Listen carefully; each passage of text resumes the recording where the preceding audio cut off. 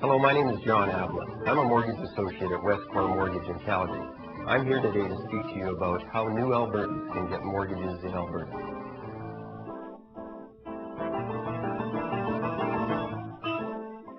John, we found a house that we think we'd like to put an offer in, but obviously need to chat to you about how we go about arranging a mortgage, obviously whilst we're still living in the UK at the moment. Okay, I'm going to need you to answer a few questions for me so that we can start the process of determining whether you qualify to purchase that home. Here are the key issues with respect to obtaining a mortgage in Alberta. The number one issue is employment status and employment income, your credit report, your qualification amount based on your total debt service and your employment income, and your residency status, whether it be permanent residence, working under a skilled visa, or coming in under the provincial nominee program. There are some things that I need to get from you in terms of information in order to go through the qualification process. I'll need to get information on what your employment was when you were in the UK. We'll need to get an Equifax credit report from equifax.co.uk, which is a credit reporting service in the United Kingdom that we need to use. I'll need to get information about the existing assets that you have. And of course, since you aren't going to have any other liabilities, that won't be a factor. Residency status is an important element to consider in the mortgage application process. There are 3 levels of residency to consider. The first status is by way of a valid work visa for a duration of at least 1 year. Mortgages in these circumstances can be considered for up to 95% of home value.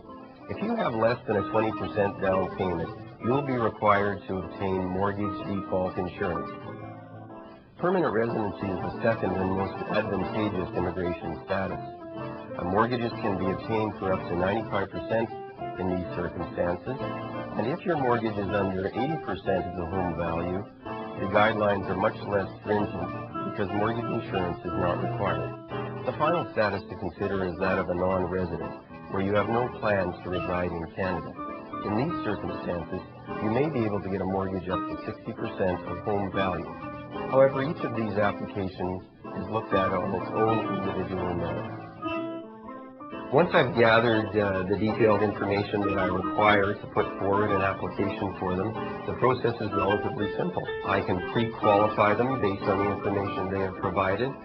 Subsequent to that, they can meet with Clint Cartwright, go and look at homes, and make an offer subject to financing. Is it a problem that we're not living in the country to sort out the mortgage? Can we do it over the computer on email, faxes? No, Karen, you don't need to be here. Once I have all, it's great to meet with you in person, but many of the mortgage applications that I take for my clients in the UK are done through email and telephone conversations. And how much would we be able to get on the house we're looking at? Is 400,000. Yeah. Well, based on the information that you've told me about your employment income, Karen, just to repeat, you're going to be earning $40,000 per year, and Jason, you're going to be earning $60,000.